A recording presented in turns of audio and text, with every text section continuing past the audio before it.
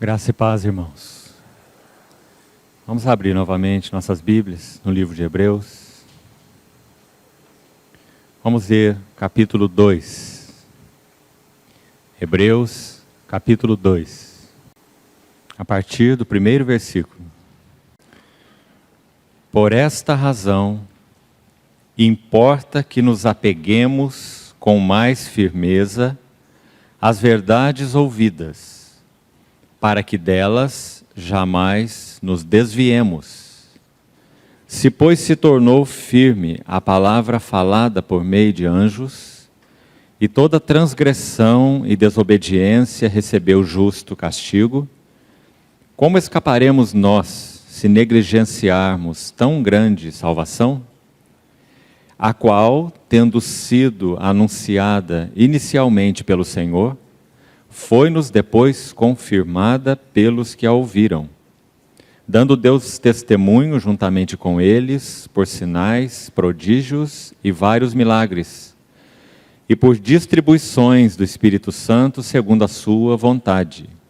Pois não foi a anjos que sujeitou o mundo que há de vir, sobre o qual estamos falando. Antes, alguém em certo lugar deu pleno testemunho, dizendo: que é o homem que dele te lembres, ou o filho do homem que o visites?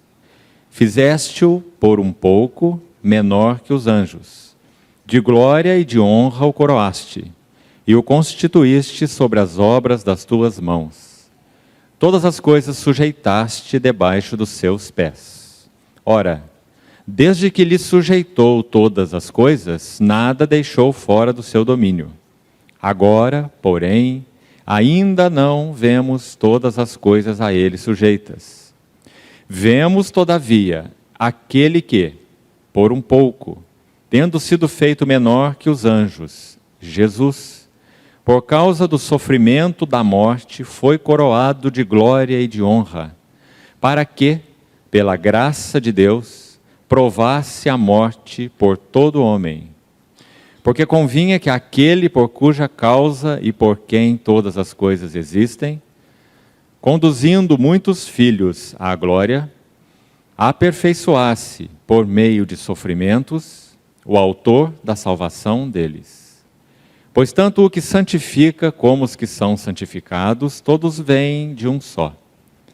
Por isso é que ele não se envergonha de lhes chamar irmãos, dizendo: a meus irmãos declararei o teu nome, cantar-te-ei louvores no meio da congregação. E outra vez, eu porei nele a minha confiança. E ainda, eis aqui estou eu e os filhos que Deus me deu. Visto, pois, que os filhos têm participação comum de carne e sangue, destes também ele, igualmente, participou, para que por sua morte destruísse aquele que tem o poder da morte, a saber, o diabo, e livrasse a todos que, pelo pavor da morte, estavam sujeitos à escravidão por toda a vida.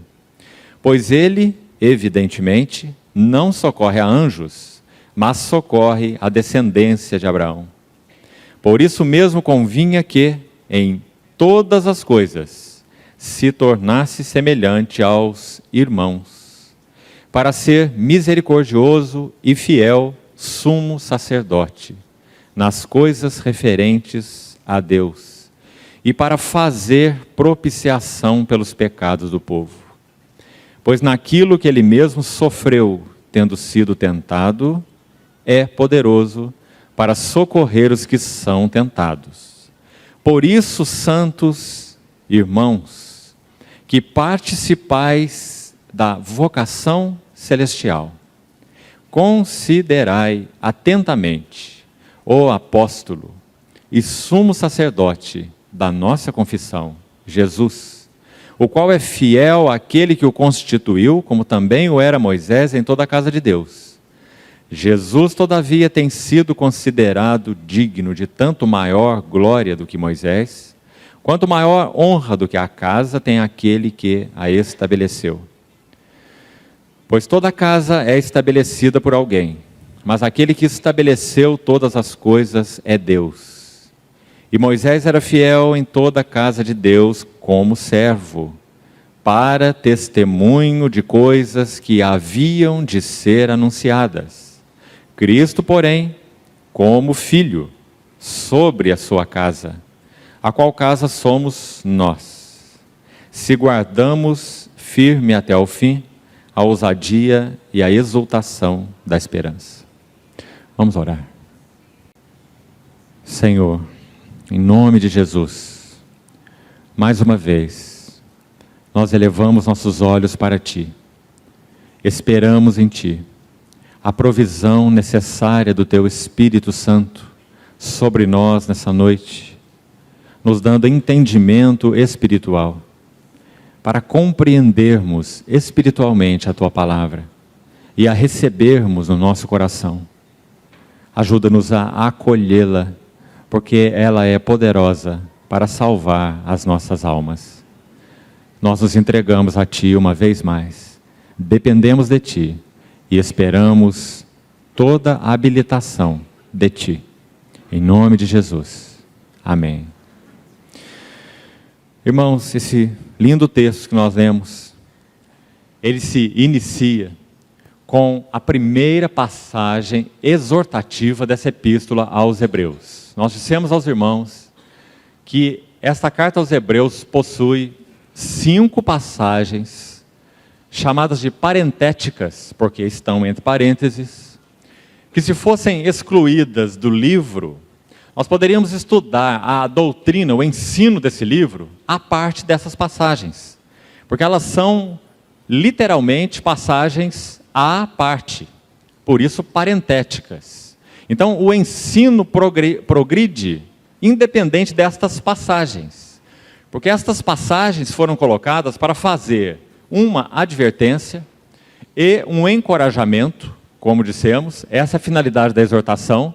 Por um lado advertir, por outro lado encorajar, sobre o ensino previamente colocado. Então o livro de Hebreus é uma composição magnífica do Espírito Santo. Primeiro ensino e depois exortação. Mais um ensino, mais uma exortação. E isso acontece 5 vezes. Até ontem nós compartilhamos o capítulo 1, desde o domingo pela manhã, especialmente os 4 primeiros versículos. Porque eles revelam as glórias da pessoa e obra do Senhor Jesus. Gastamos esse tempo, porque tudo o que decorre dessa epístola é consequência dos 4 primeiros versos. Os 4 primeiros versos refletem em 7 glórias a pessoa e a obra do Senhor Jesus, como registrada em Hebreus. Aquele que é o herdeiro de todas as coisas, pelo qual Deus fez o universo. Aquele que é o resplendor da glória, e a expressão exata do seu ser, que sustenta todas as coisas pela palavra do seu poder, que fez a purificação dos pecados e que está sentado à destra da majestade nas alturas. 7 glórias, que refletem a magnitude da pessoa e obra do Senhor Jesus. Nós podemos, agora, para efeito do nosso estudo, saltarmos os versos de 5 a 14 do capítulo 1, que tratam de uma maneira muito especial, de novo, em 7, como o Espírito Santo gosta do 7, né? São 7 referências. 6 delas são extraídas dos Salmos, e uma delas do livro de Samuel. E são 7 referências que designam nos mostrar que o Senhor Jesus é superior aos anjos. Começa com aquela primeira do Salmo: Tu és meu filho, eu hoje te gerei. A quais anjos isso foi dito? E ainda, eu lhe serei pai e ele me será filho. A qual anjo isso foi dito? Então ele usa 7 referências, 6 delas dos Salmos, para nos falar sobre a excelência do Filho sobre os anjos. É uma linda passagem, de 5 a 14. E termina concluindo então no verso 14, só para termos o contexto, que os anjos são espíritos serviçais. Eles não têm nunca a magnitude do Filho. O verso 14 do capítulo 1 diz que eles são espíritos, o quê?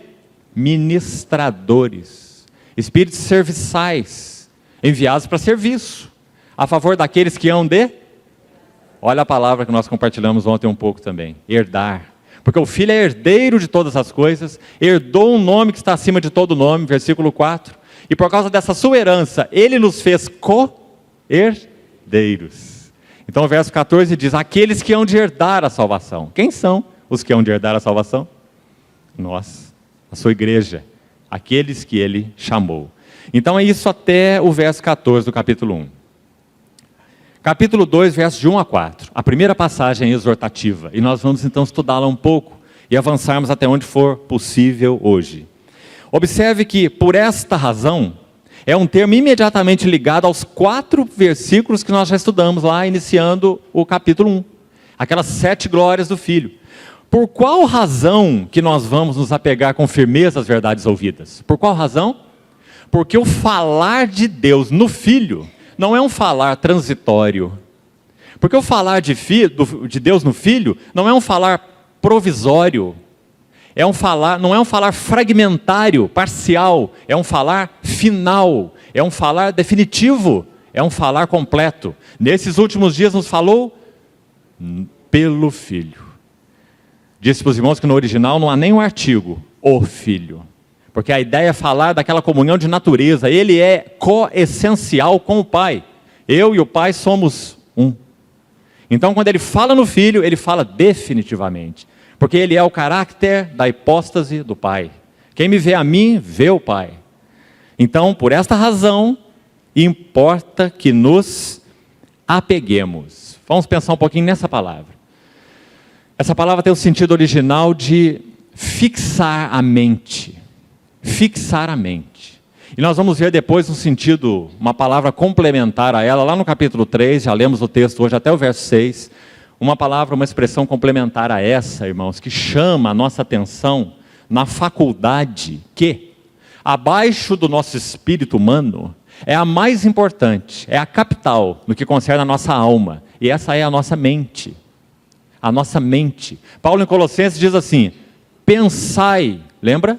Nas coisas lá do alto, onde Cristo vive. Aquela palavra pensar em Colossenses 3, ela transmite a ideia de ter uma atitude definida de mente. Ou seja, a nossa mente tem um lugar para estar fixada nele, ocupada com Cristo. Sabe, irmão, que é importante demais nós compreendermos o sentido disso? E também é o sentido desse termo, apeguemos aqui, nesse verso, Hebreus 2:1. Apegar aqui é fixar a mente em... Porque este é o sentido mais relevante da interação da graça com relação à nossa responsabilidade humana. Alguns irmãos têm perguntado qual é a nossa responsabilidade humana no desenvolver a salvação. Se Deus é quem efetua em nós tanto o querer como o realizar. Então onde há a interação da graça? Porque nós sabemos que há interação, não é? Deus não se relaciona com bonecos de plástico, mas com homens que ele criou, a sua imagem e semelhança. Então qual é essa interação? Esse aí é o cerne do assunto, na minha maneira de ver. Nós nos ocupamos com aquele que tudo é e que tudo fez. E na medida que nós nos ocupamos com ele, isso é o que a Bíblia chama de fé. Porque fé, o sentido do verbo no original, significa estar unido a. Quando você diz assim, eu creio no Senhor Jesus, sabe o que você está dizendo? Eu estou unido ao Senhor Jesus. Fé é união. Que sentido tremendo, irmão. O verbo grego significa unir-se a, colar, juntar. Significa também lançar-se sobre. Quando nós falamos cremos no Senhor, nós estamos falando, estamos unidos a Ele. Você sabe por que em Atos 11, quando diz que Barnabé, que saiu de Jerusalém para ir em Antioquia, você se lembra daquela passagem? Ele foi em Antioquia visitar aquelas pessoas que tinham recebido o Evangelho. Barnabé foi enviado para lá, diz a palavra, porque era homem bom, cheio do Espírito Santo e de fé. Atos 11, depois você localiza lá o verso. E lá, na sequência deste verso que eu estou citando, está escrito assim, e muita gente se uniu ao Senhor. A expressão lá é exatamente a definição do que é fé. Porque o versículo diz, e muita gente creu no Senhor. Foi isso que aconteceu lá em Antioquia. Muitos creram no Senhor. Mas a expressão lá em Atos 11 é, e muita gente se uniu ao Senhor. Lembra de 1 Coríntios capítulo 6? Se não me engano é o verso 19. Que diz assim, aquele que se une ao Senhor é um espírito com Ele. Quem são aqueles que se unem ao Senhor? São aqueles que creem nele. Fé é igual a união, unir-se-á. Então, meu irmão, o que significa o justo viverá pela fé? Nós fomos justificados pela fé. Essa é uma atitude de Deus, como operada em Cristo. Nós somos regenerados pela fé. Mas agora, Gálatas e Romanos diz que o justo viverá pela fé, no sentido de receber a justiça de Deus pela fé. Romanos e Gálatas, que são epístolas que tratam de justificação. Não é assim? Mas Hebreus não trata de justificação. Hebreus trata do quê? Progresso cristão. Então não apenas o justo será justificado pela fé, mas o justo viverá pela fé. Então você vai ver a citação de Abacuque, esse texto de Abacuque, citado em Romanos e em Gálatas, mas em Hebreus também. Romanos e Gálatas significa nós seremos justificados pela fé. Romanos significa nós vamos avançar pela fé. Onde isso aparece em Hebreus? Hebreus 10, finalzinho do capítulo. Se retroceder, nele não se compraz a minha alma. Mas nós não somos daqueles que retrocedem para a perdição. Somos, entretanto, da fé. Veja os últimos versos de Hebreus 10. Para a conservação da alma. Conservação da alma. Então, se você examinar o contexto anterior aí, você vai ver a citação de Abacuque. O meu justo viverá pela fé. Não abandoneis a vossa confiança, ela tem grande galardão. Tendes necessidade de perseverança. Capítulo 6. E ali no capítulo 10, o meu justo viverá pela fé. Então, muito interessante você colocar essas citações juntas. Romanos e Gálatas é justificação pela fé. Hebreus é o desenvolvimento da vida da fé. Toca então essa questão da nossa conformação a Cristo, a salvação das nossas almas, ou santificação. Então os irmãos percebem qual é a nossa cooperação nessa interação da graça? Os irmãos percebem que nós não ficamos de forma alguma com braços cruzados, como se tudo caísse do céu a nós, mas nós respondemos, passo a passo, por isso de glória em glória, fazendo o quê? Quem tem ouvidos, ouça o que o Espírito diz às igrejas. Hoje se ouvirdes a sua voz, Hebreus 3,7, hoje se ouvirdes, não endureçais os vossos corações, não é? Então irmãos, qual é a interação da graça com a nossa responsabilidade? Nós ouvimos, nós recebemos e nós contemplamos. Você vê que não fomos chamados para sair fazendo obras. O que eu posso fazer para ser santificado? Nada. Santidade é Cristo. Ele se nos tornou da parte de Deus em sabedoria. Nós já vimos sabedoria com S maiúsculo, Provérbios 8, sabedoria pré-encarnada, não é? Colossenses capítulo 2, nele estão ocultos todos os tesouros da sabedoria. Sabedoria não é um atributo de Deus, sabedoria é Cristo, é sua pessoa, é seu Filho. Então, ele se nos tornou sabedoria, olha o progresso, e justiça, ou justificação, esse é 1 Coríntios 1:30. Ele se nos tornou sabedoria e justiça, ou justificação, e que mais? E santificação. O que é santificação? São obras que nós fazemos? Não. Santificação é Cristo. E de forma experiencial, o que é isso? Santificação é Cristo sendo formado em nós. Por isso, de glória em glória, sendo transformados na sua imagem. Então, qual é a interação da nossa responsabilidade com a graça que levanta colaboradores? Nós misturamos com fé as verdades ouvidas. Esse é o capítulo 4 de Hebreus, lembra?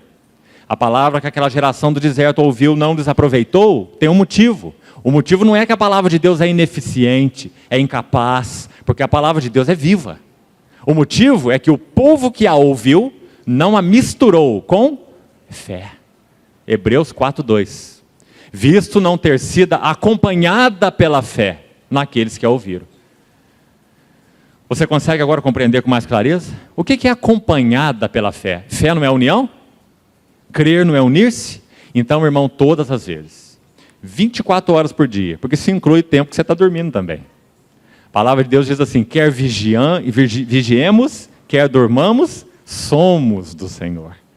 Então, 24 horas por dia, todas as vezes que você ouvir o Senhor, quer ele fale através de um profeta, quer ele fale através de uma mula, como foi o caso do Balaão. Todas as vezes que você ouviu o Senhor, mistura a palavra com fé. Guarda. Mistura com fé. Porque a palavra de Deus tem uma expectativa de vida. Uma expectativa de vida, esse é o termo. Se você não misturar com fé aquilo que o Senhor te falou, vai se perder. E na bondade do Senhor, o que ele faz? Ele refala. E refala. E refala. Lembra de Paulo falando isso aos Filipenses? Não me desgosta falar com vocês as mesmas verdades. É segurança para vós. Agora a pergunta é, quanto tempo precisaremos ouvir a mesma lição? Quanto tempo precisaremos ouvir a mesma palavra? Esse era o problema dos hebreus. Onde está isso? Hebreus 5:11. Atendendo ao tempo decorrido, quanto tempo você tem de vida cristã? Atendendo ao tempo decorrido, devíeis ser o quê? Mestres, ensinando outros. Mas não, tendes necessidade de que alguém vos ensine. Ensine o quê? O beabá. Quais são os princípios elementares da doutrina de Cristo? Assim vos tendes tornado necessitados de leite e não de alimento sólido. Está vendo, irmão? Como é claro essa interação da graça de Deus e da nossa resposta. A graça de Deus que habilita, a graça de Deus que conquista, a graça de Deus que chama. E a nossa resposta, que mistura a palavra de Deus com fé. Ou seja, se une àquilo que foi ouvido. Por que eu estou batendo sobre essa tecla? Porque agora nós vamos para mais uma palavra, muito importante, dentro dessa exortação. É a última do verso 1. Como está na sua tradução?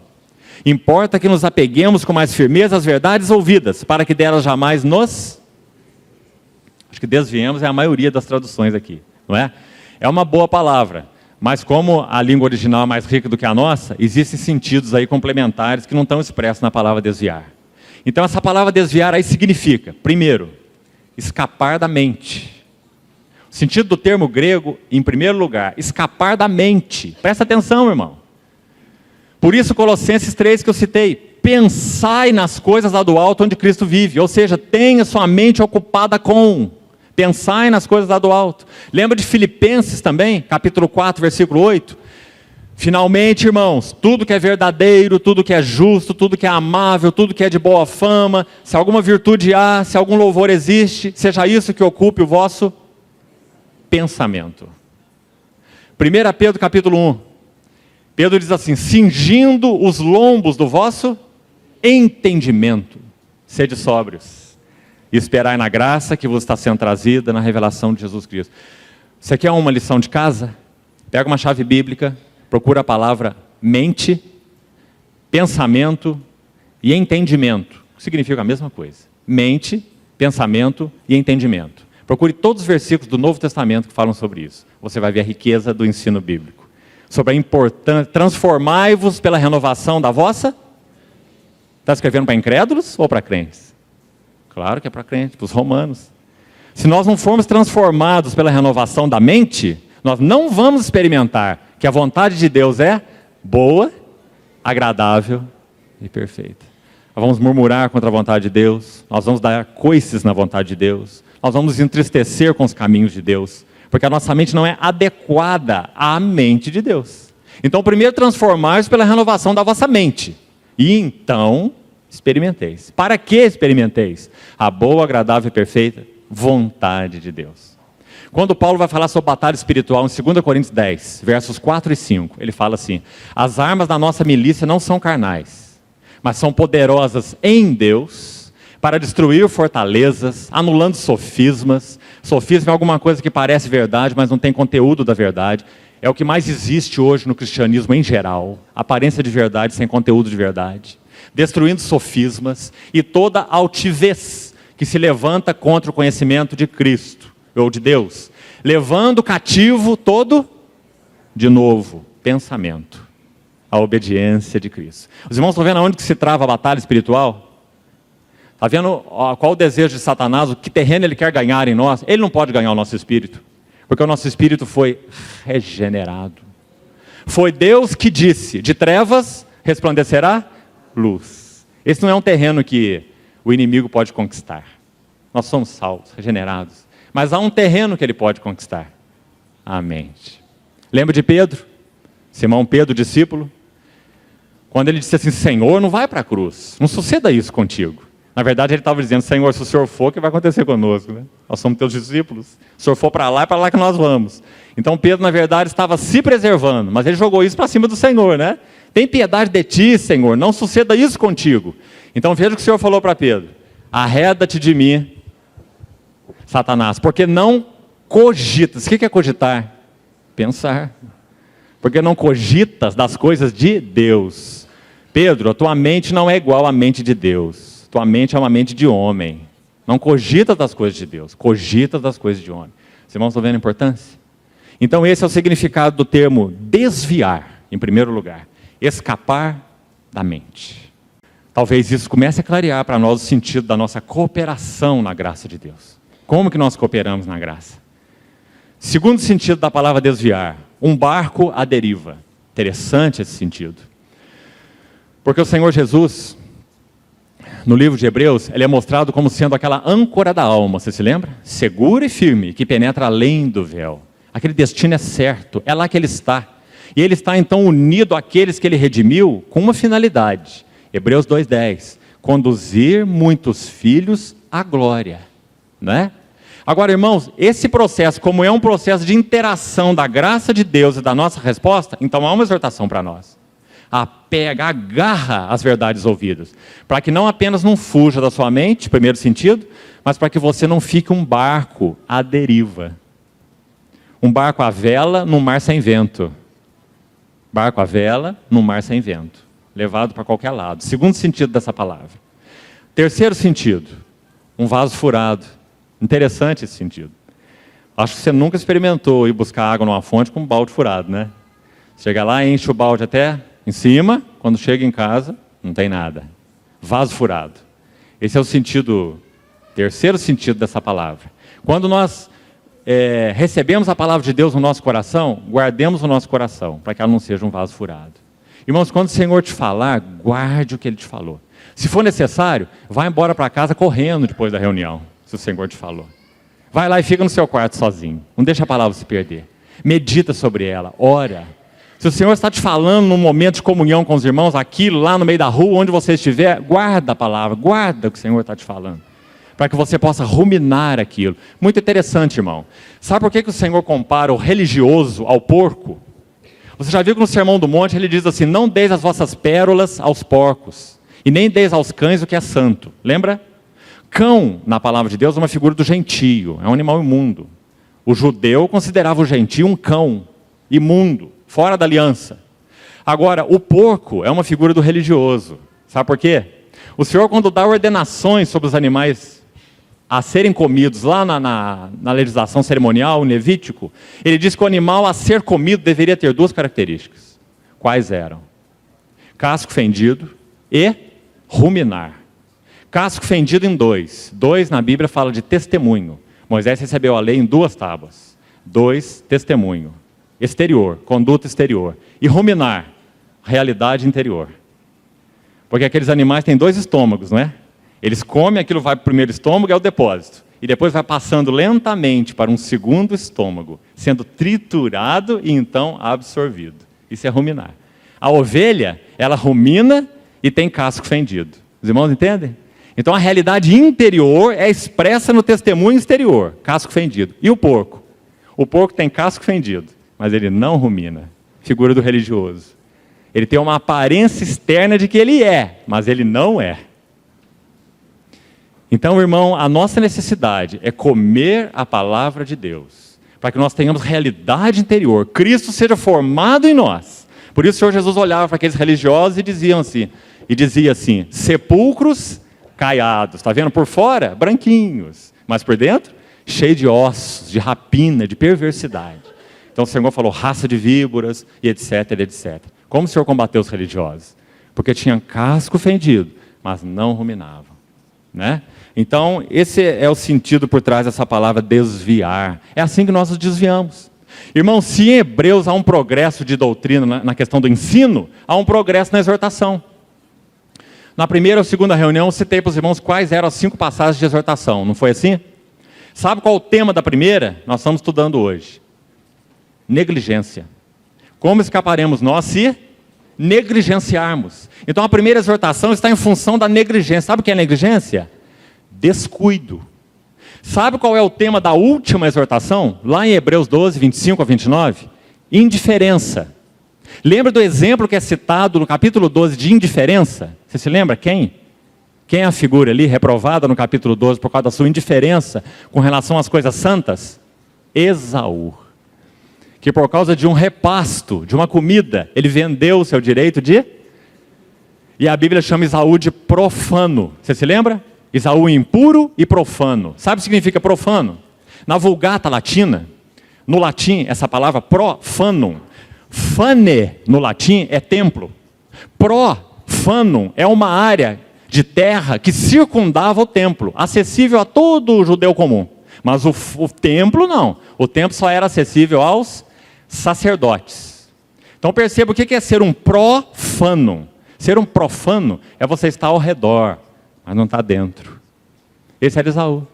Esaú tinha o direito de primogenitura, mas ele era profano. Ele considerou o santo como sendo comum. E se você ler a passagem de Gênesis, se impressiona muito. E como eu disse para os irmãos, por isso Esaú não foi desfilhado. Por isso Esaú foi deserdado. Ele tentou encontrar lugar de arrependimento, e lá significa mudança de mente de Isaac. Não é mudança de mente dele, não. Ele tentou buscar um lugar de arrependimento, mudança de mente de Isaac. Mas Isaac falou, olha, está feito o que eu já fiz, eu já abençoei teu irmão. Mas pai, você não tem nenhuma outra bênção para mim? Então Isaac pronuncia ali aquela bênção dele. Mas ele perdeu definitivamente o direito de primogenitura, que na Bíblia aponta para uma porção dobrada. Ah, irmão, quanto isso é grave. Não tem nada a ver com perda de regeneração. O que Deus nos deu de graça é nosso. Tem a ver com a perda da plenitude de Cristo, aquele mais para o qual Deus nos chamou. Muito importante você compreender isso, irmão, para que você possa, de acordo com o que Deus tem te falado, reagir ao que Deus tem te falado. Reagir ao que Ele tem te falado. Como diz o Espírito Santo, hoje se ouvirdes sua voz, não endureçais o vosso coração. Será que nós temos tido o coração de Josué, de Caleb ou daqueles outros 10? Será que o nosso coração é o coração da segunda geração que herdou ou da primeira geração que ficou prostrada no deserto? Esse é o assunto da exortação do capítulo 3, você vê. Leve isso com você, com calma, medite nesse assunto. Não torça as verdades de Deus, mas procure compreendê-las com clareza. Onde você entra nessa interação com a graça? Ouvindo, recebendo, contemplando, para que você possa responder. Esse é o sentido do capítulo 2, verso 1. Importa que nos apeguemos com mais firmeza às verdades ouvidas. Quem que vai fazer o trabalho? É você? Não. É a verdade de Deus em você. É a palavra de Deus que é viva e eficaz. O que você vai fazer? Receber, misturar, guardar, acolher. Tiago 1:21. Acolhei com mansidão a palavra em vós implantada. Ela já foi implantada. Acolhe com mansidão, porque ela é poderosa para salvar as vossas almas. Vê como esse ensino é claro na Bíblia? 1 Pedro capítulo 1, ele diz assim, obtendo o fim, a finalidade da vossa fé, a salvação das vossas almas. 1 Pedro capítulo 1. Então, irmãos, essa exortação aponta para o descuido, para a negligência. Então você vai ver um processo degenerativo nessas 5 exortações, assim como um processo evolutivo. Elas vão avançando, nos chamando para mais, porque o tema de Hebreus é progresso. Mas se nós não respondemos, inevitavelmente esse será o nosso resultado. A primeira exortação fala que nós poderíamos estar descuidados ou negligentes. A segunda vai dizer que após a negligência vem a incredulidade. Você vai ver o assunto da segunda exortação. Tende cuidado, irmãos. Jamais aconteça haver em qualquer um de vós um perverso coração de incredulidade. Está lá na segunda exortação, capítulo 3, verso 14. Que vos aparte do Deus vivo. Pelo contrário, exortai-vos mutuamente. Hebreus não é uma palavra de exortação? Exortai-vos mutuamente, cada dia, durante o tempo que se chama hoje, com H maiúsculo. Se referindo a essa pessoa que é nosso Senhor, né? Para que nenhum de vós seja endurecido pelo engano do pecado. Então, os irmãos vejam que é uma possibilidade real, tanto de descuido ou negligência primeiro, quanto de endurecermos os nossos corações, incredulidade. Depois, se você for para o capítulo 6, aquela outra passagem exortativa, você vai ver a apostasia. O que é apostatar? É agora se afastar de um estado inicial. Nós estamos correndo bem, agora nós nos afastamos. Paulo diz assim, Demas, o meu cooperador, tendo amado o presente século, fez o quê? Me abandonou. Isso é apostasia. Apostatar, afastar de um estado original ou inicial. Então, terceira exortação, apostasia. Você está vendo como está progredindo? Primeiro descuido, depois incredulidade, depois apostasia. Depois, na quarta exortação, pecado voluntário. Obstinação. Veja como está aumentando o problema. Lá no capítulo 10, a terceira exortação diz assim: se viverdes deliberadamente em pecado, já não resta sacrifício pelos vossos pecados.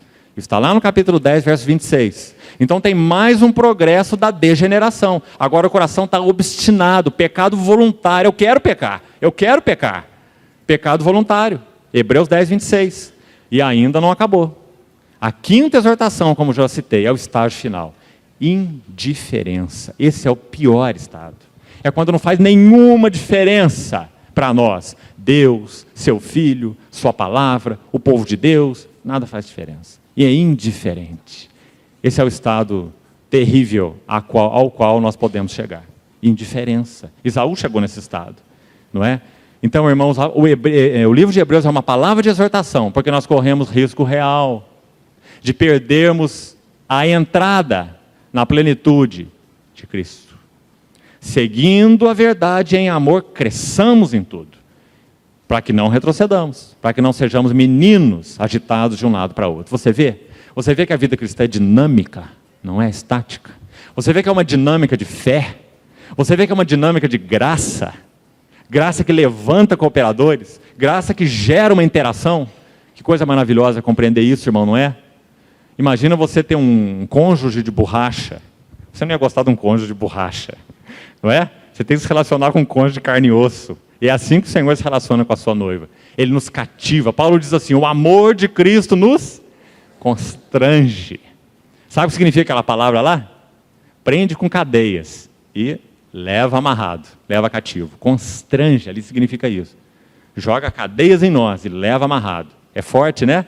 Mas o que faz isso? O amor de Cristo. Não é a lei, é o amor de Cristo. O amor de Cristo nos constrange. Quando nós julgamos isso, que Ele morreu por todos, e esses todos morreram lá com Ele, não é? Mas Ele fez isso para quê? Para que nós ficássemos aqui assentados, de braços cruzados, esperando o último dia. Não fala isso. Ela fala: e Ele fez isso, e Ele morreu por todos, para que os que vivem não vivam mais para si, mas para aquele que por eles morreu e ressuscitou. Então essa é a maravilhosa interação da graça do Senhor com a sua noiva, a sua igreja. Essa é a interação do livro de Cantares, né? Então, irmão, esse é o sentido dessa palavra tão significativa. Desviemos, fugir da mente, estar à deriva e um vaso furado, que não retém aquilo que foi depositado. Agora, vamos saltar para o versículo 5. O versículo 5 diz assim, agora um pouco mais de doutrina. Ele vai com a exortação até o verso 4 e termina a exortação. Começa a doutrina de novo, no versículo 5. Então ele diz: pois não foi a anjos, porque o assunto lá do verso 14, onde ele terminou no capítulo 1, não era anjos. Desde o verso 4 lá do capítulo 1, o assunto não é anjos, que Jesus é maior que os anjos. Continua anjos aqui.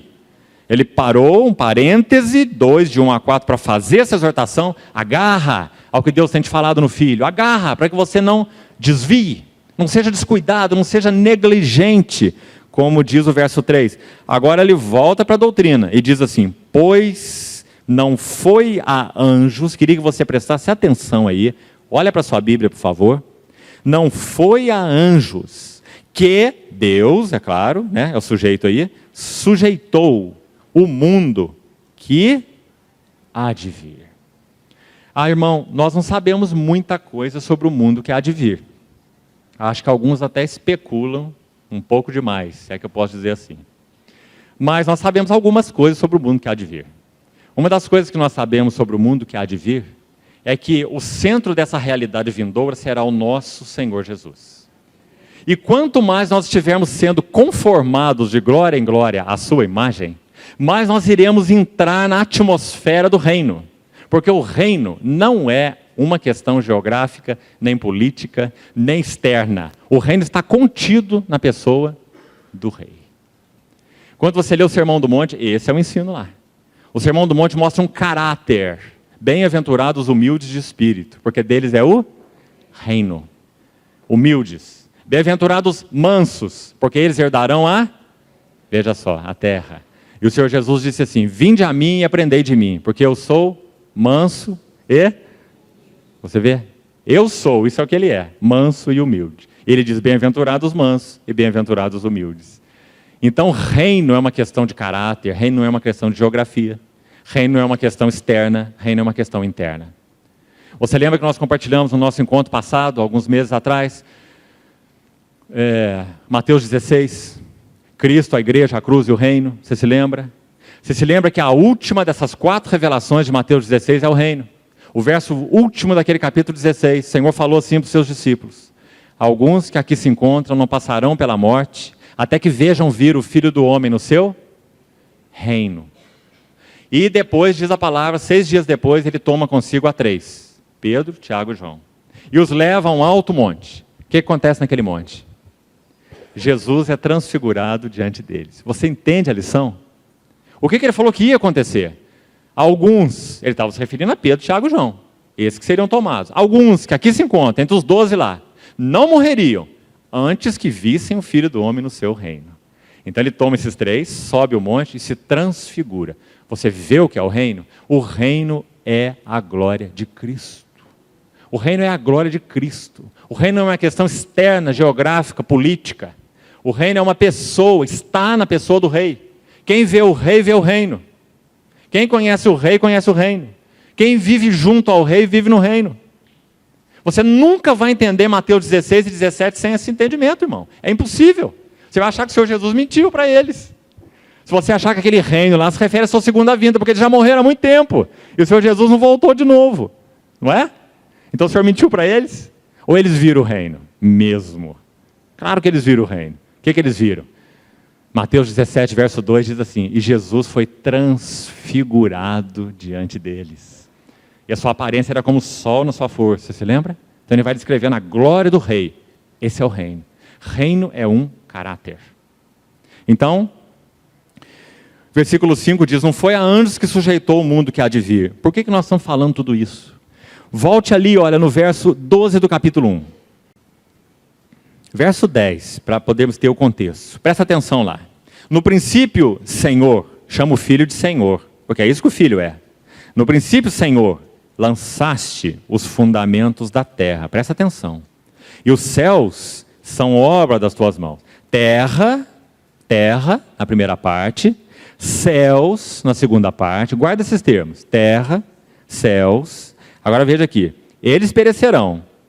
Tu, porém, permaneces. Porque Ele é o Senhor, Ele é o Rei. Jesus Cristo é o mesmo ontem, hoje, o será para sempre.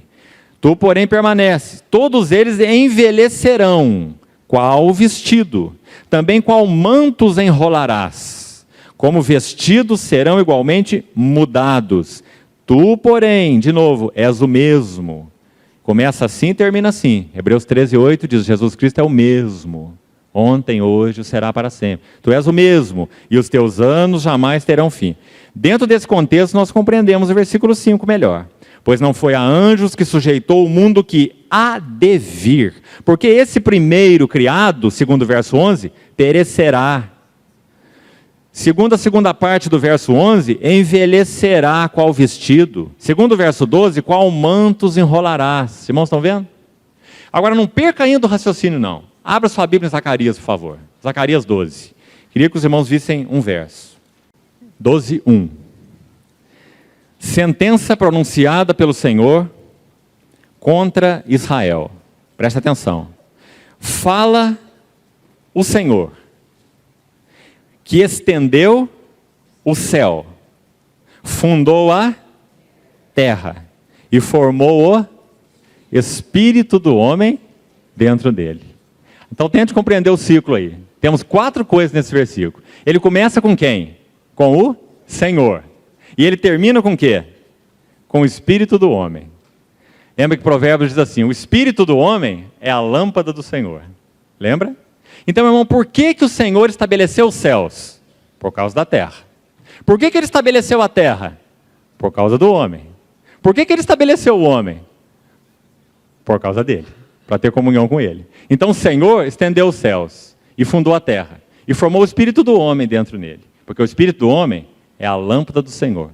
Então você percebe qual é o centro do mover governamental de Deus? Não são os céus, não são a terra, mas é o homem. Você vê porque esse texto que eu citei é Provérbios 20 e 27. O espírito do homem é a lâmpada do Senhor. Você vê por que o apóstolo Paulo diz em Coríntios que nós haveremos de julgar os próprios anjos. Você vê por que Paulo diz ainda aos Coríntios que eles, os apóstolos, eram um espetáculo, tanto aos homens quanto aos anjos. Você vê por que em Efésios 3, Paulo diz assim, pela igreja, esse povo que ele redimiu, a multiforme sabedoria de Deus se tornará conhecida, de principados e potestades, isso inclui os anjos, nos lugares celestiais.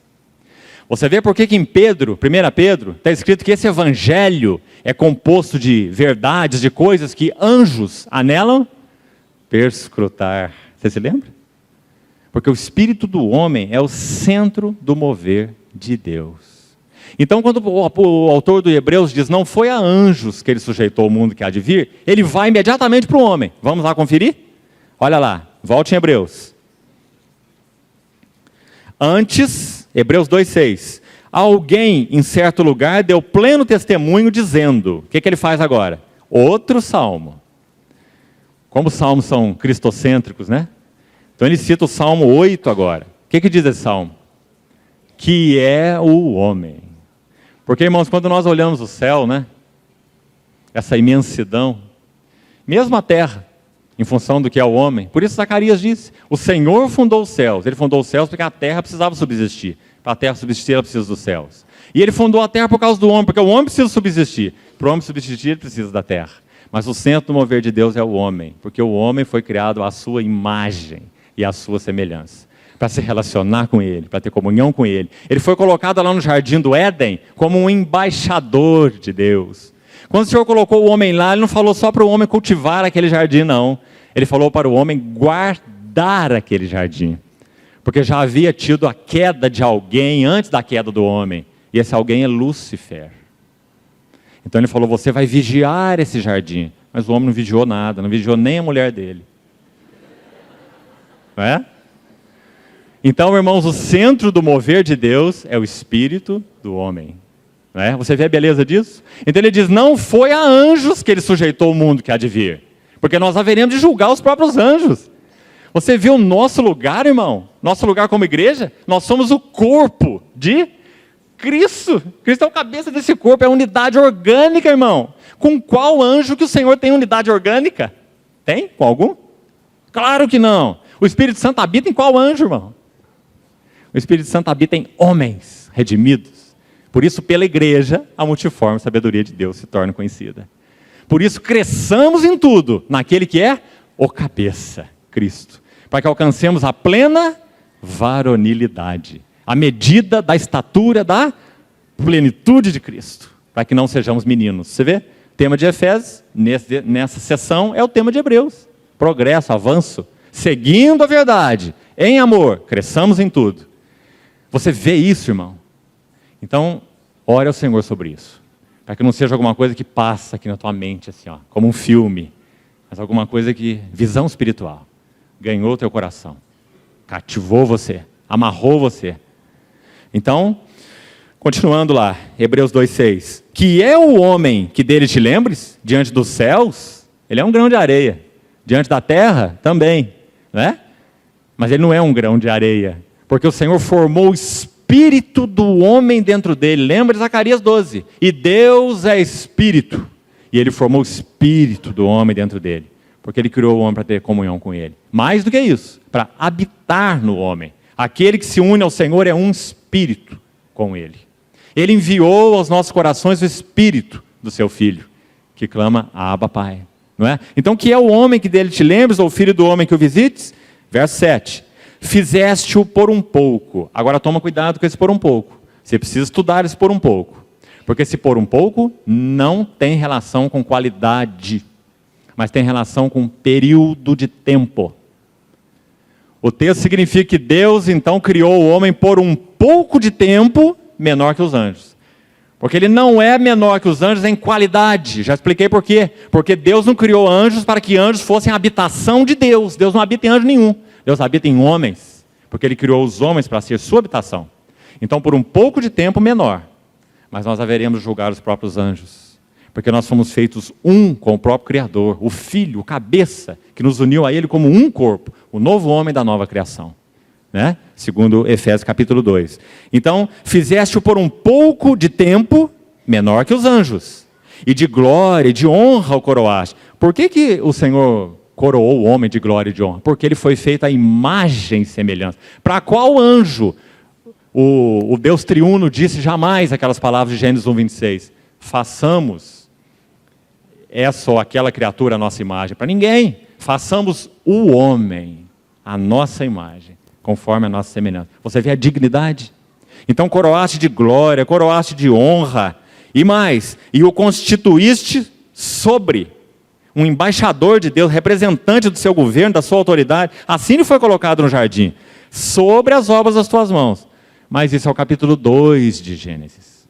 Quando nós chegamos no capítulo 3, a queda do homem. Aquele que foi criado para ser senhor, se tornou escravo do pecado. Não é? Então, veja agora o argumento do verso 8, na sequência. Desde que sujeitou ao homem, lhe sujeitou todas as coisas, nada deixou fora do seu domínio. Vai lá fazer um safari, tenta sair do carrinho para ir agradar o leão. Vamos ver qual que é o resultado. Não é? O homem não sujeita a criação. Romanos 8 diz assim, toda a criação está sujeita à vaidade. Não voluntariamente, ela não quis assim, mas ela foi sujeitada à vaidade por aquele que é senhor dela. Quem que é senhor dela? O homem. O homem caiu o pecado, ele sujeitou toda a criação à vaidade. Romanos 8. Então ele disse assim, por isso toda a criação geme e suporta angústias, até agora. Por que a criação geme e suporta angústias? Porque ela aguarda a revelação da glória dos filhos de Deus. Ruiostesia, adoção, maturidade. Você vê que depende da igreja, irmão? Você vê que depende da igreja? Porque o cabeça está pronto. Ele entrou na morte, ele saiu da morte, ele está no trono.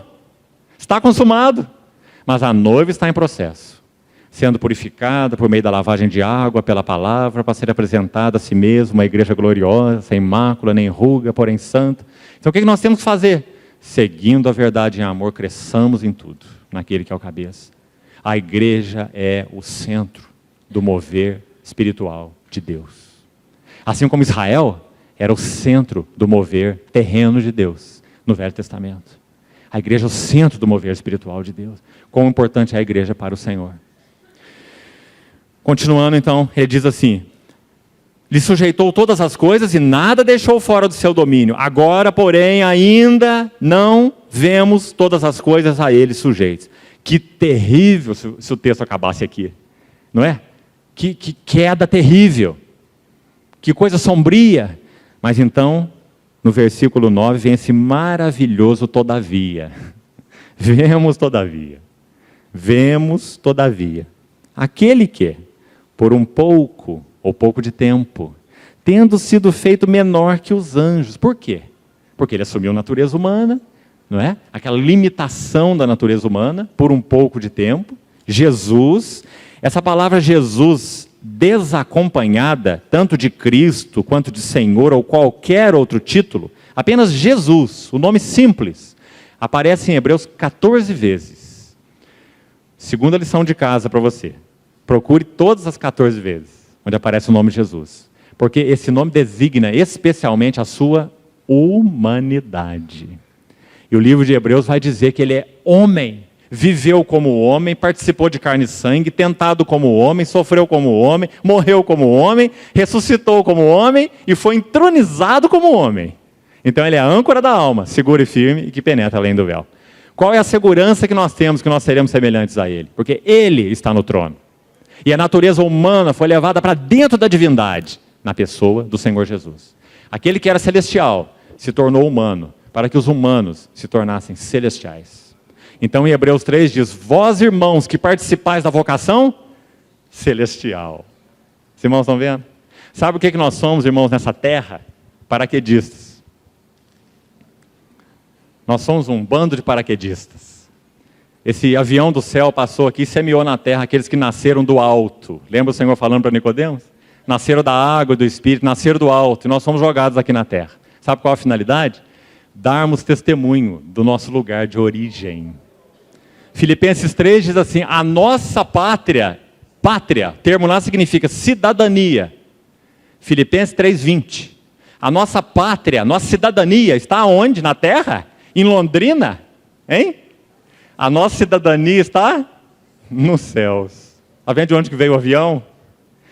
De onde também nós aguardamos o nosso Salvador, que é Jesus Cristo, o Senhor. E quando Ele retornar, Ele vai transformar o nosso corpo de humilhação. Esse é o último tempo da salvação, glorificação do corpo. Transformar o nosso corpo de humilhação para ser igual ao corpo da sua glória. O que vai acontecer nessa hora? A ardente expectativa da criação aguarda a revelação dos filhos de Deus. Sabe o que vai acontecer, irmão? Quando esse momento chegar, o Senhor vai enrolar essa primeira criação como um vestido velho. E Ele vai trazer à luz uma nova criação.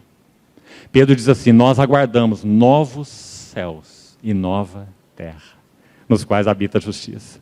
Irmão, esse é o nosso privilégio. Isso é muito mais do que ser salvo do inferno, irmão. Isso é muito mais do que ter pecados perdoados. Isso é estar no centro do mover de Deus em Cristo Jesus. Para isso nós somos chamados. Pela igreja, multiforme sabedoria de Deus tornará conhecida. Não cruze o seu braço. Retenha as verdades ouvidas. Anda para frente, não de ré, para que Cristo possa ser formado em nós. Para que nós possamos viver nessa terra como testemunho de um povo do céu. E não de um povo da terra, porque nós não somos da terra. Então, vemos, todavia, aquele que por um pouco tendo sido feito menor do que os anjos, Jesus, por causa do sofrimento da morte, foi coroado de glória e de honra, para que, veja bem, presta atenção aqui, com cuidado, no verso 7 que nós já lemos. Está citando o Salmo a respeito do homem, e diz que quando Deus criou o homem, Ele o coroou de quê? De glória e de honra, está vendo? Porque ele foi feito à imagem e semelhança de Deus. Esse homem caiu. O Senhor Jesus assumiu a natureza humana, sem pecado. Adão foi criado com pecado? Não, foi criado sem pecado. Quando Jesus assumiu a natureza humana, Ele assumiu a natureza humana sem pecado. Né? Sacrifício e oferta não quiseste, antes um corpo me preparaste. Lá no ventre da Virgem, não tinha pecado. Ele não foi concebido por um pai humano, mas pelo Espírito Santo no ventre da Virgem. Um corpo foi-lhe preparado, mas um corpo humano real, com todos os constituintes de um homem integral, né? Como vimos. Então, no versículo 9 diz, coroado de glória e de honra, porque foi para isso que o homem foi criado, mas o homem falhou. Mas tem um que não falhou. Tem um que foi tentado em todas as coisas. Tem um que cumpriu o que Adão nunca cumpriu. Tem alguém que atingiu o propósito de Deus para o homem que Adão não atingiu. Você percebe isso, irmão? Você percebe que quanto à dignidade do Filho de Deus, Ele é Filho de Deus, Ele não tem nada para atingir. O que o Filho de Deus tem para atingir? Ele é Deus, Ele é dono de tudo. Mas quando o verbo se faz carne, a história muda. Esse verbo encarnado vai ser alimentado como um nenenzinho, com leite materno. A mãe desse verbo encarnado vai ter que cuidar dele, porque ele é um homem. Não é? Você já pensou nisso? Você já viu a manjedoura adequadamente? Lucas diz que ele crescia em sabedoria, crescia em estatura e crescia em graça diante de Deus e diante dos homens. Então esse verbo agora vai aprender pela obediência, pelos sofrimentos, a obediência. E a sua obediência o levou aos sofrimentos. Então Hebreus diz que ele aprendeu a obediência pelas coisas que sofreu.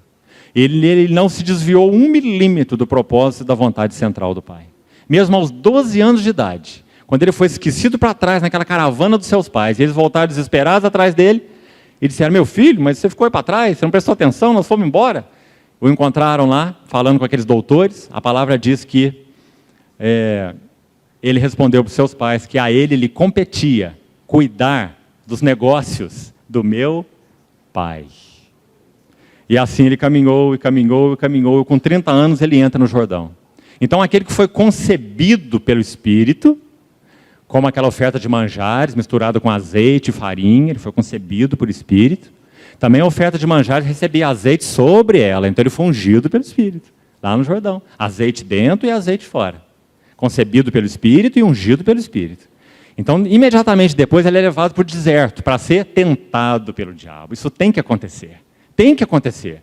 Porque ele será salvador daqueles pecadores, daqueles que são tentados. Então ele vai entrar numa experiência humana integral. Ele é homem, mas poderia não ter sido tentado.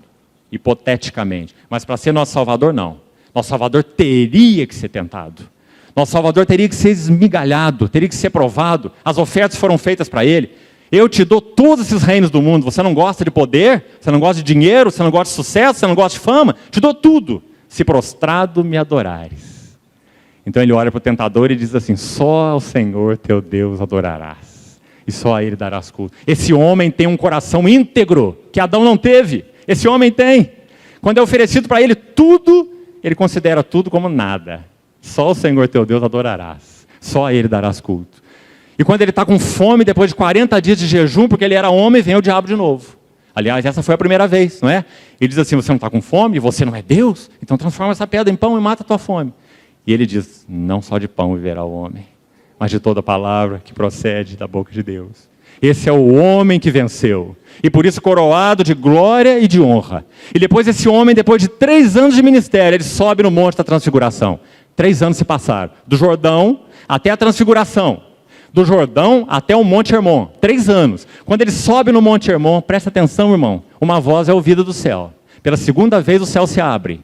Lá no batismo o céu se abre. Este é o meu filho amado, em quem eu tenho todo o meu prazer. Ele caminha 3 anos, provado, provado, provado e provado. E ele sobe no Monte Hermon, o céu se abre de novo. Sabe por quê? O céu não se aguenta, o céu não se contém, porque aquele é o Filho de Deus, encarnado, provado em todas as coisas como homem, sem se desviar 1 milímetro dos propósitos de Deus, obediente até a morte, morte de cruz. Então quando ele sobe no Monte Hermon, só o céu se abre a segunda vez, e aquela voz é ouvida: este é o meu filho, é o meu eleito, a Ele ouvi. Você se lembra? E sabe o que poderia ter acontecido ali no Monte da Transfiguração? Quanto a Ele mesmo, Senhor Jesus, Ele poderia simplesmente subir ao céu e ser entronizado, porque Ele foi um homem aprovado. O céu abriu a segunda vez, dizendo: é o meu filho, é o meu eleito, a Ele ouvi. Agora, mais do que a sua pessoa está sendo aprovada, a sua missão está sendo aprovada. Você vê,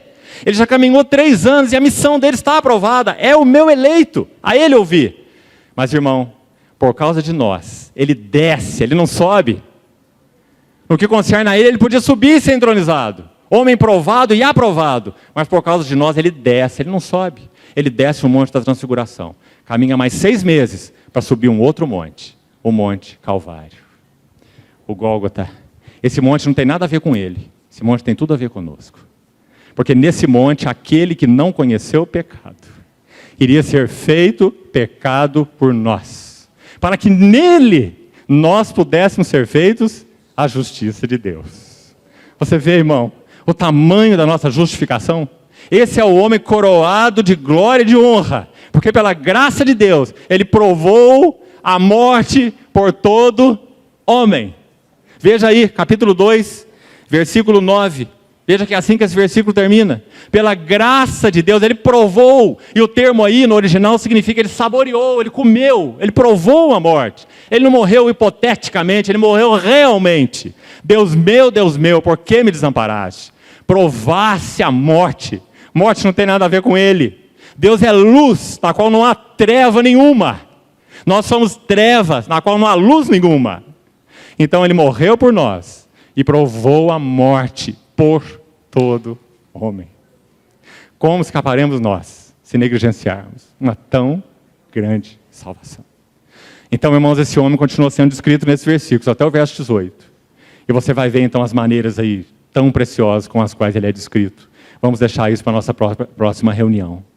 Por causa desse sofrimento da morte, ele nos chama de filhos. Filhos. Por causa desse sofrimento da morte, ele nos chama de irmãos. Sabe qual a primeira vez que o Senhor Jesus chamou os seus discípulos de irmãos? Ele chamou de servos, ele chamou de apóstolos, ele chamou de amigos até, em João 15. Mas ele nunca chamou de irmãos, até João 20. Quando ele dá aquela notícia para Maria Madalena, na porta do sepulcro. Você se lembra? Depois que ele morreu e ressuscitou.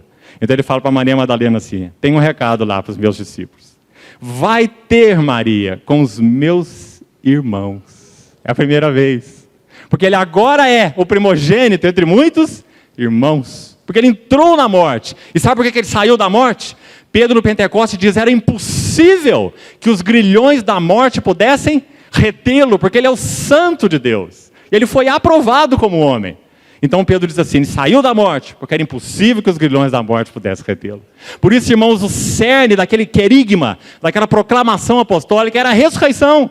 Se Cristo não ressuscitou, comamos e bebamos, que amanhã morreremos.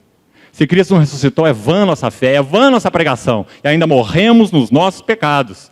Mas Cristo ressuscitou, Paulo diz, sendo Ele primícia dos que dormem. Irmãos, então ele manda esse recado através de Maria Madalena, vai ter com os meus irmãos. Eu quero que você diga para eles assim, subo, ressuscitado, mas ainda não ascenso. Ele ficou 40 dias, lembra? 40 dias, tendo comunhão com os discípulos depois da ressurreição, antes de ser ascenso. Então vai ter com os meus irmãos e dá esse recado, subo para meu Pai e vosso Pai. Para meu Deus e o vosso Deus. Irmãos. Então, irmãos, essa mensagem do capítulo 2. Por isso ele não se envergonha de lhes chamar irmãos. Dizendo aos meus irmãos, eu declararei, Pai, o teu nome.